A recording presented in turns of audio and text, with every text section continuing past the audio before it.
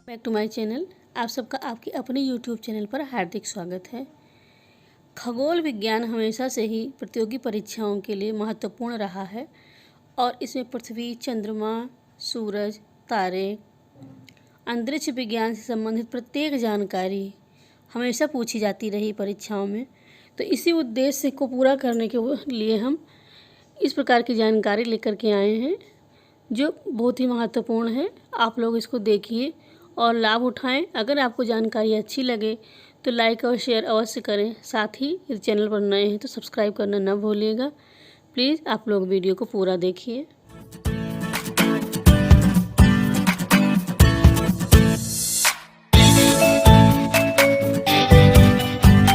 6 class का पृथ्वी और चंद्रमा नाम का दूसरा पाठ जो कि पृथ्वी और हमारा जीवन पुस्तक से लिया गया है, इसको डिक्टेट करेंगे और इसकी जो महत्वपूर्ण बातें हैं, बेसिक बातें हैं जो कि हर प्रतियोगी परीक्षा में पूछी जाती हैं, उन पर डिस्कस करेंगे। ये किसी भी प्रतियोगी परीक्षा में, चाहे IAS हो, PCS हो या किसी प्रकार BEd, TET, किसी प्रकार की परीक्षा में आते रहते हैं और इनको पढ़ना बहुत ही महत्वपूर्ण है। बेसिक चीज़ें हैं तो आज उन पर फोकस करेंगे। तो आप लोग इन पर ध्यान दीजिएगा। जैसे देखिए यहाँ पढ़ते हैं, रात के समय आकाश में दिखाई देने वाले आकाशीय पिंडों में चंद्रमा प्रमुख है। अगर प्रश्न पूछा जाए कि रात के समय आसमान में दिखाई देने वाले सबसे चमकीले ग्रहों में कौन सा ग्रह है, तो चंद्रमा का नाम आएगा कि चंद्रमा सबसे अधिक चमकीला है। तो यहाँ पर आपको एक प्रश्न का उत्तर मिल गया। अब यहाँ देखिए और आगे बढ़ते हैं। चंद्रमा हमारी पृथ्वी का एकमात्र प्राकृतिक उपग्रह है। प्रश्न उत्पन्न होता है, पृथ्वी का एकमात्र उपग्रह कौन है? तो यहाँ पर इसका जवाब मिल गया, पृथ्वी का एकमात्र उपग्रह चंद्रमा है।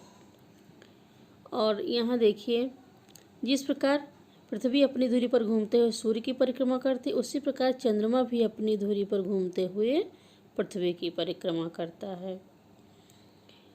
और ये देखिए, रात में सबसे तेज चमकने वाले चंद्रमा का कोई अपना प्रकाश नहीं होता, यह सूर्य के प्रकाश से प्रकाशित होता है। और देखिए यहाँ पर सूर्य के प्रकाश से प्रकाशित होता है, या सूर्य के प्रकाश को परावर्तित करता है, जो हमारी पृथ्वी पर लगभग 1.25 सेकंड में पहुंचता है। और इस प्रकाश को चांदनी कहते हैं। ये भी समझ गए आप लोग। अब यहाँ देखिए, चंद्रमा और पृथ्वी की दूरी कितनी है। चंद्रमा पृथ्वी से लगभग 3,84,000 किलोमीटर की दूरी पर है। चंद्रमा पृथ्वी से लगभग 3,084 किलोमीटर की दूरी पर है। प्रश्न भी सुन लीजिए, चंद्रमा पृथ्वी से कितनी दूरी पर है, तो इसका जवाब आपको मिल गया। दूसरा प्रश्न है, इसका व्यास पृथ्वी के व्यास का 1/4 है। तो यहाँ पर प्रश्न उत्पन्न होता है, इसका व्यास कितना है, तो इसका व्यास का भी उत्तर हो गया। और ये सबसे अधिक चमकीला क्यों दिखाई देता है? क्योंकि पृथ्वी के निकट है अधिक, इसलिए अधिक चमकीला दिखाई देता है। चंद्रमा पर गुरुत्वाकर्षण बल पृथ्वी की तुलना में 6वां भाग है। प्रश्न उत्पन्न होता है, चंद्रमा पर गुरुत्वाकर्षण बल पृथ्वी की तुलना में कितना है, तो इसका जवाब आप दे सकते हैं 6वां भाग है। अब इसको आप समझ लीजिए उदाहरण के लिए। जैसे आप पृथ्वी पर जहाँ कहीं खड़े हैं, अगर कहीं खड़े हैं वहाँ से एक छलांग लगाते हैं, तो जितनी ऊंची छलांग आपने एक बार में लगाई, उसकी 6 गुना ऊंची छलांग आप चंद्रमा पर एक बार में लगा सकते हैं। तो गुरुत्वाकर्षण बल पृथ्वी की तुलना में 6वां भाग है। इसका मतलब ये, अगर आप अपनी जगह पर खड़े होकर के धरती पर छलांग लगाते हैं, तो जितना, जैसे मान लीजिए 1 फुट बढ़े, तो अगर चंद्रमा पर छलांग लगाएंगे तो उसका 6 गुना यानी 6 फीट ऊंचा उठ सकते हैं। इसके बाद चंद्रमा की गतियाँ आती हैं। चंद्रमा अपने अक्ष पर घूमते हुए 27 दिन 7 घंटे और 43 मिनट में पृथ्वी का एक चक्कर पूरा करता है। अब यहाँ प्रश्न उत्पन्न होता है, चंद्रमा अपने अक्ष पर एक चक्कर कितने समय में पूरा करता है, तो इसका जवाब है 27 दिन 7 घंटे और 43 मिनट में। इसका जवाब मिल जाता है। फिर इसके बाद देखिए आगे बढ़ते हैं।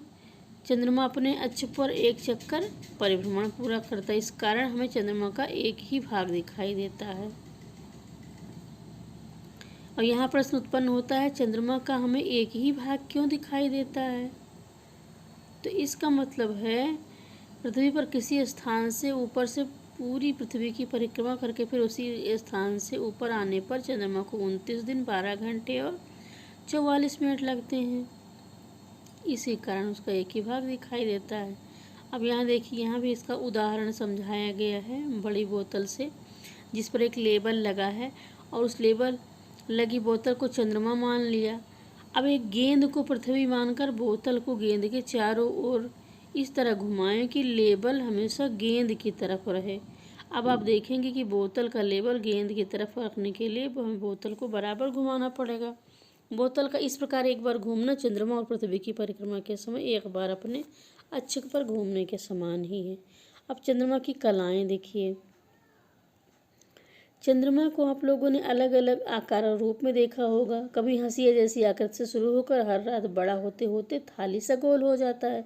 इसके बाद एक घटना शुरू होता है और घटते घटते बिल्कुल छिप जाता है। फिर ये बढ़ता है, घटता है, इसी प्रकार इसका क्रम चलता रहता है।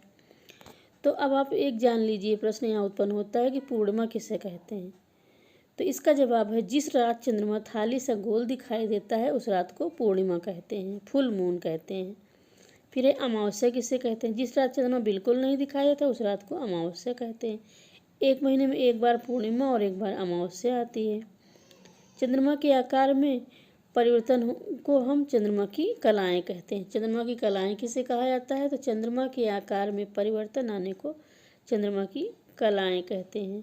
अमावस्या से पूर्णिमा तक बढ़ते चंद्रमा के पखवाड़े को शुक्ल पक्ष कहते हैं। पूर्णिमा से अमावस्या तक घटते क्रम को कृष्ण पक्ष कहते हैं। पृथ्वी पर घूमने के कारण एक पूर्णिमा से दूसरी पूर्णिमा तक अपनी कलाओं को पूरा करने में चंद्रमा को 29 दिन 12 घंटे और 44 मिनट लगते हैं। इस अवधि को चंद्रमास कहते हैं। यहाँ देखिए, प्रश्न अगर पूछा जाए चंद्रमास किसे कहते हैं, तो इसका जवाब है, पृथ्वी के घूमने के कारण एक पूर्णिमा से दूसरी पूर्णिमा तक अपनी कलाओं को पूरा करने में चंद्रमा को 29 दिन 12 घंटे और 44 मिनट लगते हैं। इस अवधि को चंद्रमास कहते हैं। फिर और जान लीजिए, यहाँ पर देख लीजिए, और भी जानकारी है आपको मिलेगी। दूरदर्शी टेलीस्कोप और अंतरिक्षयान रॉकेट के आविष्कार ने मनुष्य को इस योग्य बनाया कि वो इन सब की जानकारी अच्छे से प्राप्त कर लेता है। प्रथम अंतरिक्ष यात्री कौन थे? ये प्रश्न तो हर प्रतियोगी परीक्षा में पूछा जाता है। इसका जवाब है, सोवियत संघ के यूरी गागरिन प्रथम व्यक्ति थे, प्रथम अंतरिक्ष यात्री थे। और इसके बाद है राकेश शर्मा के बारे में भी बताएगा, चित्र बना हुआ है यहाँ पर देखिए। चंद्रमा पर जाने वाले प्रथम व्यक्ति का नाम बताइए। तो चंद्रमा पर जाने वाले प्रथम व्यक्ति का नाम है नील आर्मस्ट्रांग। और इसके बाद देखिए, राकेश शर्मा अंतरिक्ष में यात्रा करने वाले पहले भारतीय थे। इन्होंने 2 अप्रैल 1984 को अंतरिक्ष में यात्रा की और पहुँचे। सूर्य ग्रहण और चंद्र ग्रहण की बात आती है, तो इसमें देखिए सूर्य ग्रहण और चंद्र ग्रहण, इसकी खगोलीय व्याख्या आर्यभट्ट ने लगभग 1600 वर्ष पहले की थी। और इसके बाद देखिए छाया बनना क्या है। आगे भी और पाठ महत्वपूर्ण चीज़ों को हम डिक्टेट करेंगे, पूरा पाठ नहीं पढ़ेंगे क्योंकि वीडियो बहुत लंबी हो जाएगी। सिजगी देखिए, यहाँ पर जब सूर्य, पृथ्वी और चंद्रमा एक सीधी रेखा में होते हैं तो इसको सिजगी कहा जाता है। प्रश्न है, सिजगी किसे कहते हैं? तो इसका जवाब है, जब सूर्य, पृथ्वी और चंद्रमा एक ही सीधी रेखा में होते हैं उसको सिजगी कहा जाता है। फिर आता है युति किसे कहते हैं? जब सूर्य और पृथ्वी के बीच चंद्रमा आ जाता है तो इसको युति कहा जाता है। ये अमावस्या को होता है और इस स्थिति में चंद्रमा की छाया पृथ्वी पड़ती है, इसे सूर्य ग्रहण होता है। अब आता है वियुति किसे कहते हैं? जब सूर्य और चंद्रमा के बीच पृथ्वी आ जाती है तो उसको वियुति कहते हैं। ये पूर्णिमा को होती है। इस स्थिति में पृथ्वी की छाया चंद्रमा पर पड़ती है, इसे चंद्र ग्रहण होता है। और अब देखिए यहाँ है, सूर्य की किरणों को नंगी आंखों से क्यों नहीं देखना चाहिए? तो इसका जवाब है, सूर्य से खतरनाक किरणें निकलती हैं, इसलिए उसको नंगी आंखों से नहीं देखना चाहिए। अमावस्या को सूर्य ग्रहण होता है और पूर्णिमा को चंद्र ग्रहण होता है। और ये देखिए लिखा, पृथ्वी अपने अक्ष पर 23.1/2 डिग्री झुकी हुई है। तो इसका प्रश्न है पृथ्वी अपनी डिग्री कितना झुकी हुई है। इसका जवाब भी मिल गया आपको। और इसके बाद देखिए महत्वपूर्ण शब्दों के अर्थ। परावर्तन, इसका अर्थ होता है प्रकाश का किसी सतह से टकराकर इधर उधर बिखरना। फिर आविष्कार, इसका मतलब खोज। फिर पखवाड़ा, 15 दिनों को अवधि से पक्ष कहते हैं। आकर्षण मतलब खिंचाव। मानव निर्मित उपग्रह, पृथ्वी की परिक्रमा करने वाले वो उपग्रह जो मानव द्वारा बनाए गए हैं। अब इसके बाद अभ्यास प्रश्न देखिए, चंद्रमा हमें तारों से बड़ा क्यों दिखाई देता है। चंद्रमा और मतलब तारों की अपेक्षा पृथ्वी से उसकी दूरी कम है, इसलिए वो तारों से बड़ा दिखाई देता है। हम चंद्रमा का एक ही भाग क्यों देख पाते हैं। इसका प्रश्न, इसका उत्तर भी आपको मिल जाएगा। देखिए हमने यहाँ बताया था, ये हम एक ही भाग क्यों देख पाते हैं। तो इसका जवाब यहाँ पर है, अभी देख रहे हैं।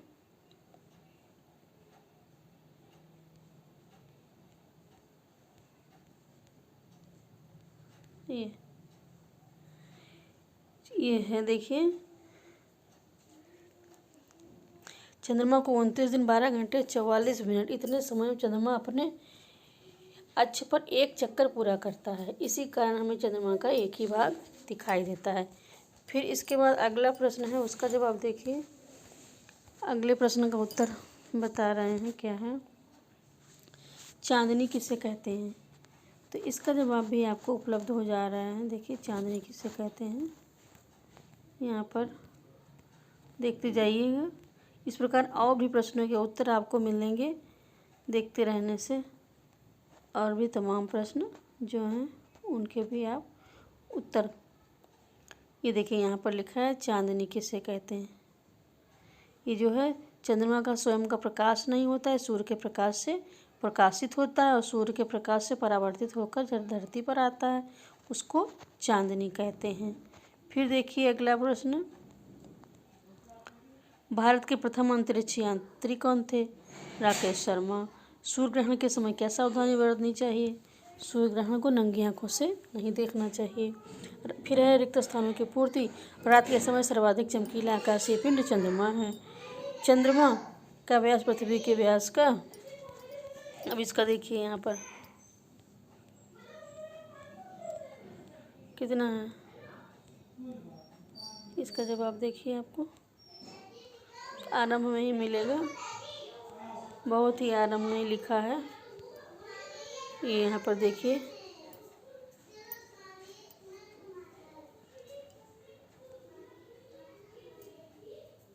चौथाई है।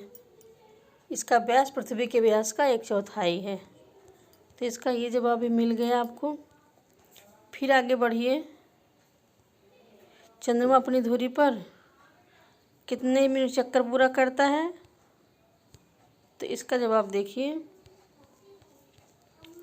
अभी यहाँ उत्तर इसका था, अभी आपको बता रहे हैं हम, देखिएगा। चंद्रमा अपनी धुरी पर चक्कर 29 दिन 12 घंटे और 44 मिनट 29 दिन 12 घंटे और 44 मिनट पर पूरा करता है। चंद्रमा प्रथम व्यक्ति कौन थे। चंद्रमा पर पहुँचने वाले प्रथम व्यक्ति, ये देखिए यहाँ पर चित्र बना हुआ है इनका, और अच्छे से आपको अच्छे से याद हो जाएगा। तो इधर देखिए, चंद्रमा पहुंचने वाले प्रथम व्यक्ति थे नील आर्मस्ट्रांग। नील आर्मस्ट्रांग का नाम भी आ गया। और इसके बाद सूर्य ग्रहण के समय, ये देखिए सूर्य ग्रहण के समय पृथ्वी की छाया चंद्रमा पर पड़ती है। फिर अंतरिक्ष की यात्रा करने वाले प्रथम भारतीय राकेश शर्मा। चंद्रग्रहण के समय पृथ्वी की छाया चंद्रमा पर पड़ती है, सही है। चंद्रमा का पृथ्वी के चारों ओर घूमना परिभ्रमण कहलाता है, ये भी सही है। सूर्य को नंगी आंखों से देखना चाहिए, गलत है। आर्यभट्ट ने सूर्य ग्रहण एवं चंद्रग्रहण की वैज्ञानिक व्याख्या की, ये सही है। अब सही मिलान कीजिए। अब यहाँ देखिए, युति जो है ये होता है अमावस्या को। प्रथम अंतरिक्ष यात्री यूरी गागरिन। वियुति होता है पूर्णिमा को। चंद्रमा पर जाने वाले प्रथम व्यक्ति नील आर्मस्ट्रांग। तो ये अध्याय यहीं पर पूरा होता है। फिर मिलेंगे नई जानकारी के साथ। तब तक नमस्कार।